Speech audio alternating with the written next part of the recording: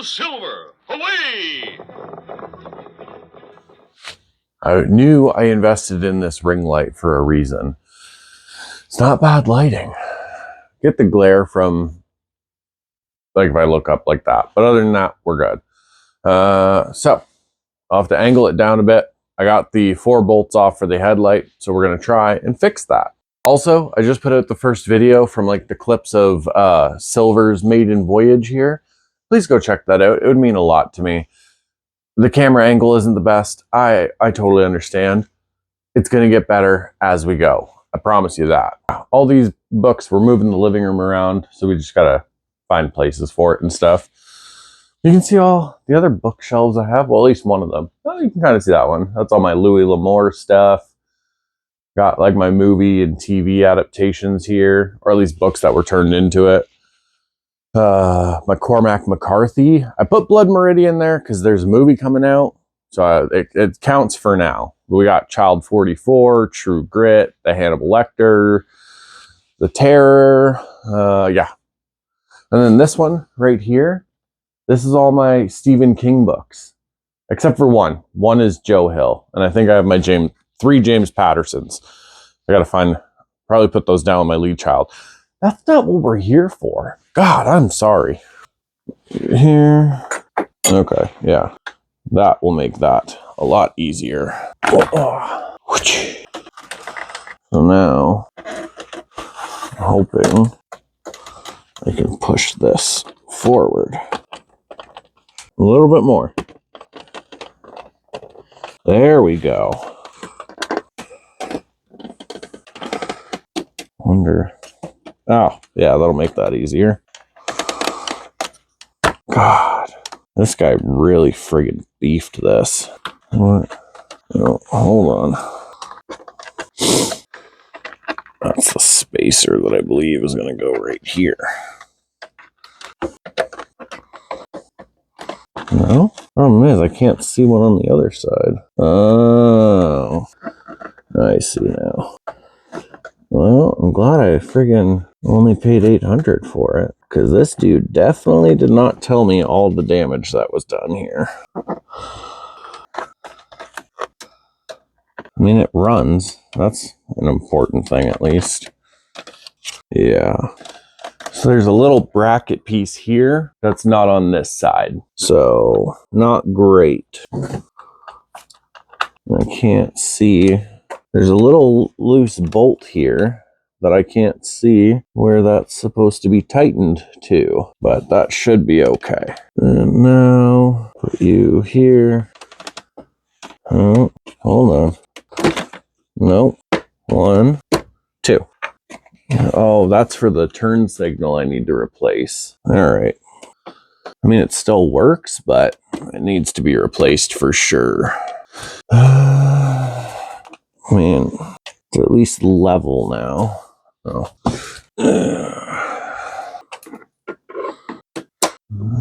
Okay, there's one. Just to at least hold this dash bracket in place here.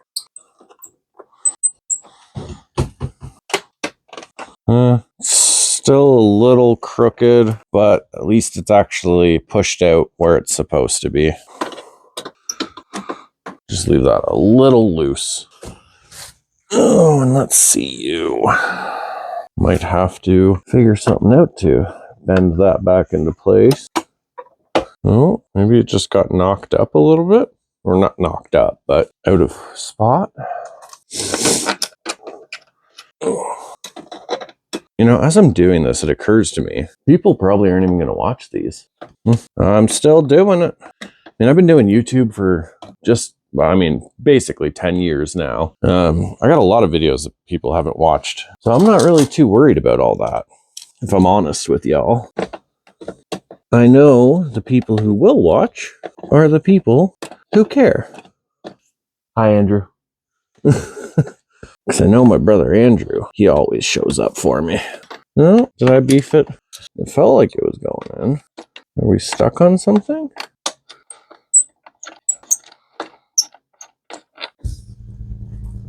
Wish I had a little flashlight right now. That's the hole.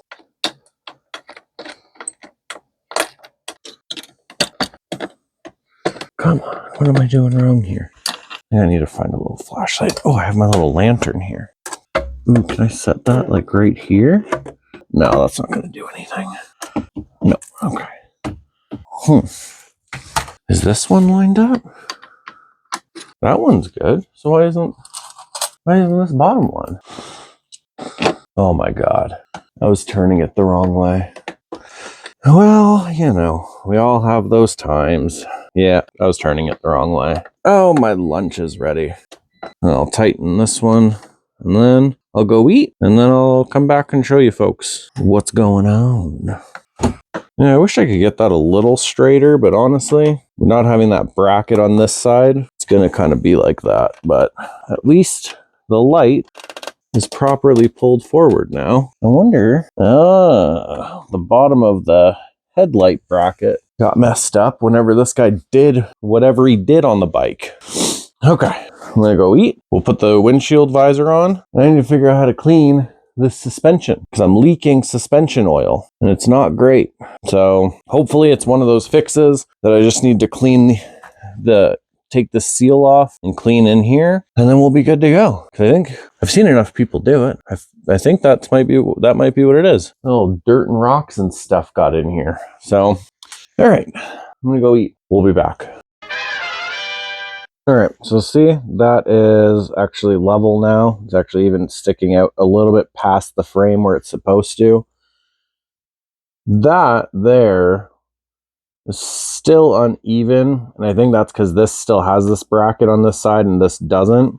That's obviously the turn signal I need to replace. He just kind of electrical taped it in. It's still loose. I have some electrical tape, so hopefully I can fix that. So yeah, put the windshield back on and see what else we can do. Yeah, I don't know. It's probably not picking up on camera as much as I'd like it to.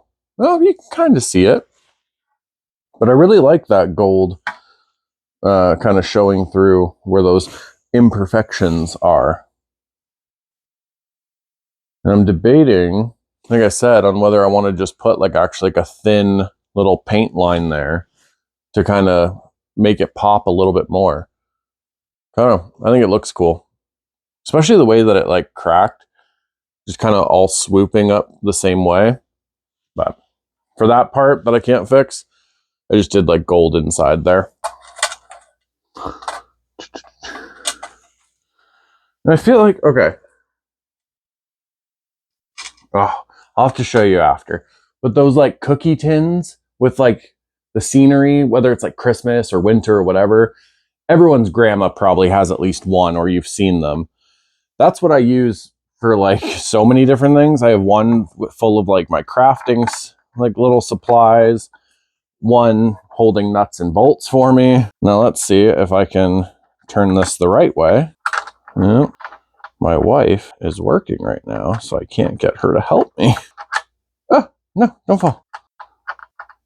Oh, that's weird. All right, well, we got it. That's what's important. Where are you? Right here. Oh yeah, no, that's definitely still bent. Shit. All right. Okay, so we do have to still try and straighten that one out. You okay, Bubba's? You okay, Bubba's? Just had a big stretch? Okay. Dropped pens.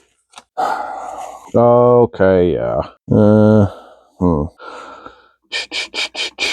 How am I gonna do this? Because I think it's bent at a slightly weird angle. That was too much for sure. Okay, there we go. That actually, okay, that's looking good. Let's see. We'll do the top two here, and we'll see what that gets us. Oh, see, this is hard because I have to do things with my left hand, and I'm right-handed. Not a good look. Also, while we're staring at my books and everything, on the top shelf there, underneath my ghost ship, the Flying Dutchman, those are my Lars Kepler and Joe Nesbo. That's not even the piece I need. If you're into good crime thrillers, is what I kind of dub them as, definitely go read some of those, because The Lars Kepler books are so good. I started with Lazarus, which it had been a while since a book made me make sure like my doors were locked at night. And Lazarus did that. And then, so the Lars Kepler ones, at least for now, are all one series.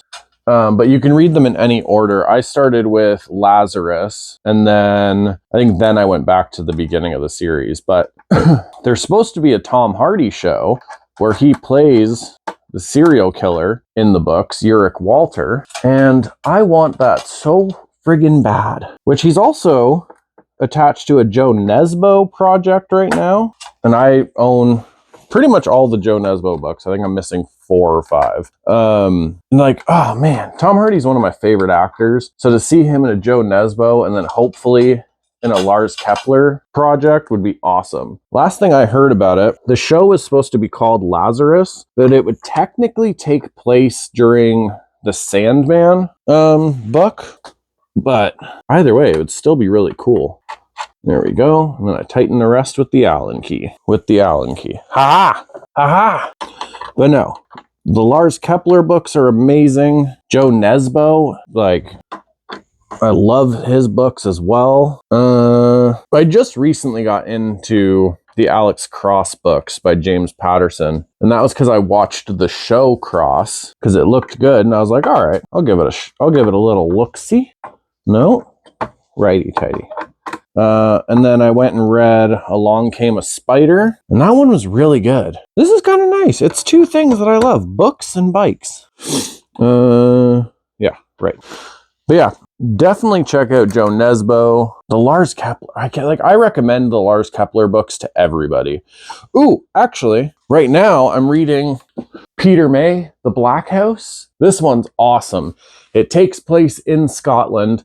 It has Scottish Gaelic, yes. It's not just Irish Gaelic. It has Scottish Gaelic phrases and terms and names. It comes with a pronunciation chart. Did I say that weird? Pronunciation. I don't know. But it even comes with a map. And right there, Aberdeen, that's where my family's from. So yeah, but Peter May, The Black House, that's been really, really good too. I'm also reading another book that my daughter wanted me to read. So here's how it kind of works with me and my daughter. I show her cool horror movies. She shows me movies that she knows I'm going to kind of make fun of and not enjoy. And the weird thing is, most people wouldn't like that.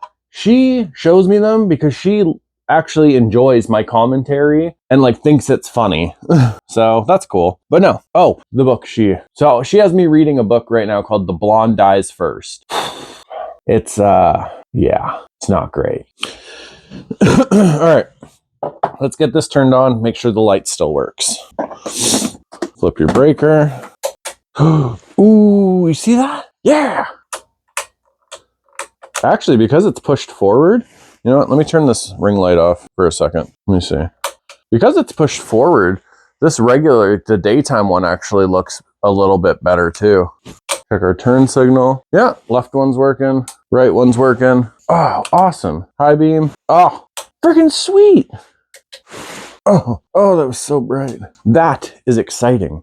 The more things I fix on this and like figure out, I get more excited and motivated to work on it. Also, I didn't even mention it. I also got mirrors now, so that's cool. But no, like this is my starter bike, and look, he's got some things he needs fixed, you know? But that's on me. I got to bring silver back to his glory. Tomorrow, I'm going to have replacement pegs coming because, again, whatever this guy did to this bike, he switched a passenger peg to the front. So that needs to be moved back. I'm going to replace the front pegs for now. I also have a replacement kickstand coming because that needs to be replaced too, because the little bracket that sticks out. So if this is the kickstand, there's like a little bracket that sticks out the side so you can like get it with your foot and bring it down. He broke one side of that. And yeah, what else? Well, I mean, there's a lot. I need to replace the pedals and the chain, which is kind of funny because the pedals, it's literally just a legal loophole. So in Ontario, Canada, you basically can make electric motorcycles, but as long as you put a peg, like a pedal kit on it with a chain, you can call it an e-bike. So yeah, there's no way I could ever pedal this thing. Like, one, it's like 300 pounds. Two, where the pedals are. So you have your front pegs and then your passenger pegs. They're usually on an angle like this. The pedal kit is in between those. There's no way to pedal that. But legally, it can be called an e-bike because it has the pedal kit and a chain. So yeah, is it silly? Yes. But does it work out for me because I get an electric motorcycle? Yes, I'll take it. The biggest thing I need to do, also need to get brake fluid to refill the front brake. It still works, so there's probably something at least going on with the line, but I do need to do that. The back brake is still full. That's what's crazy. It's like this guy rode this and only ever used his front brake, so I don't know. Maybe that's why he had so many accidents or something on it. And then the turn signal. The biggest thing I need to do is I need to change this to a lithium. This is a 72 volt, I think 20 amp hour sealed acid battery right now. Now, basically how that works is there's 6, I think 12 volt sealed acid batteries powering this bike. That weighs about, I think, what was the math I did? It weighs close to 90 pounds just because of the batteries themselves. The lithium 72 volt, I think 20 amp hour, weighs about 20 pounds. So once I switch this to a lithium, the bike is also going to be quite a bit lighter. And that means you're going to get more range from your battery, more power from it because you're not pushing as much weight and everything. Before anyone says anything in the comments, yes, I know. It's pushing my weight. You should have seen me last year though. I was 40 pounds heavier and we're working on it. But no, so that's done. That's all listed. I'm going to go relax now. For anybody that watches this, thank you very much. I appreciate it. Always remember, you are, worthy of love and kindness in this world. Stay undefeated against the bad days. Every single day you thought was going to be the one to break you and like that was going to be the worst, you made it past it. You have been better than every one of your bad days. So keep it up. All my quiet kids, freaks, and weirdos, for the love of everybody, keep being weird. Kick Shisha Keaton. I love you. Be good. Hail Silver!